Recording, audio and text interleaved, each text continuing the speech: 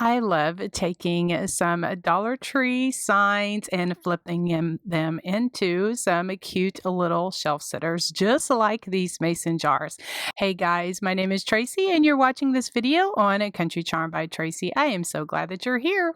Now, I did something similar for the Valentine season for my vintage Valentines, and I decided to do some for some everyday rustic farmhouse. Now, what I did is I took several of these because I'm making them for the gift shop that I have my creations at in Brenham, Texas, and so that's why you'll see multiples in this video. So what I did, guys, is I just took my gator sander and I went ahead and sanded off as much as that, raised lettering as I could.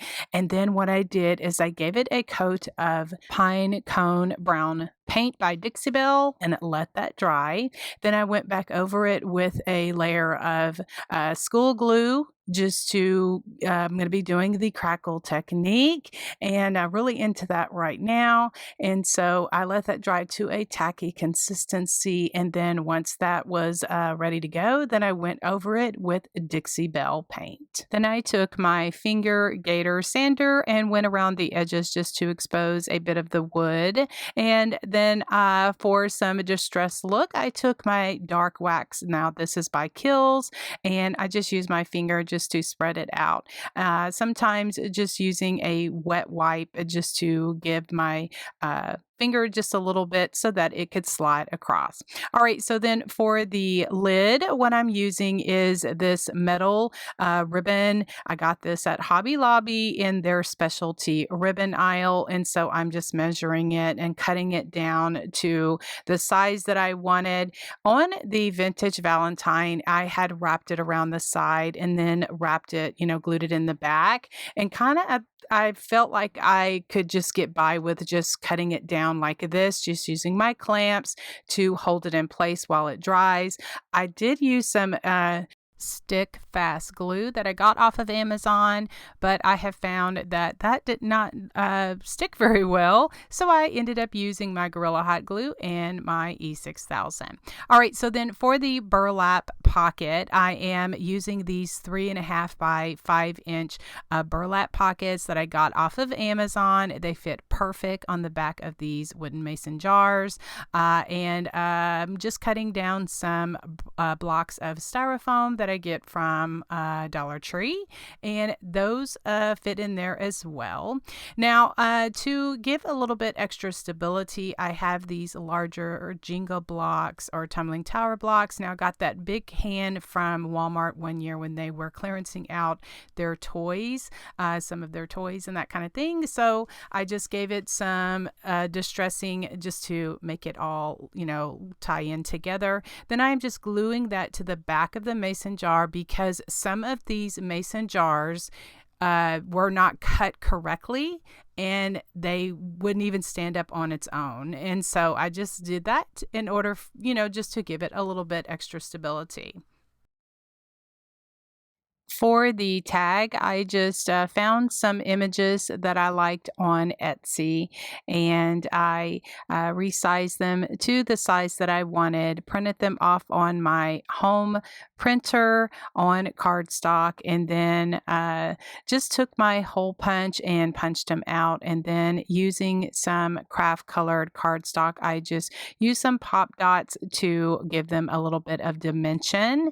And then that is what I'm going to use for my tag.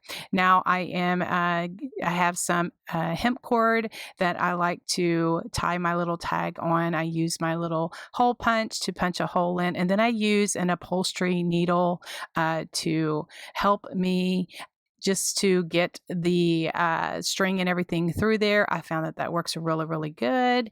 And so then now I'm just making a kind of like a messy bow or a junk bow just to add to the side of my jar. I have some homespun fabric as well as some lace and some cheesecloth. Muslin fabric works well in these little rustic bows like this. I tie it off with a piece of the muslin fabric and then set it aside aside and start working on my florals. Now, I like to add some greenery, and I'm just kind of showing you here the process. I stick in a couple of stems of the greenery. I got that greenery off of Amazon. Now I am taking my favorite fine Excelsior and just stapling that on to the top. I glued it, and then I actually used my stapler just to staple it so that it stays in place.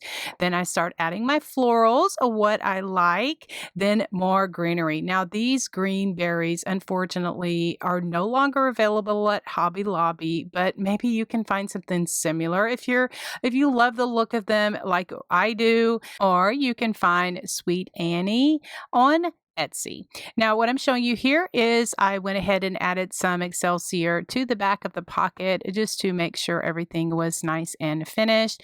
Then now, guys, this is what I'm using. This is called sisal grass, and I found it on Amazon, and I absolutely love it. It's very wispy. It just goes in with my rustic country crafting. I will have a link to it in the description box as well. And then for an extra whimsical touch, I just take more hem cord and make a small bow, and then I add that to my tag, just gluing everything down just with hot glue so that everything is nice and secure. And these mason jars are just so sweet, and they're so versatile that we can just flip them into decor for the seasons or for everyday enjoyment in our homes.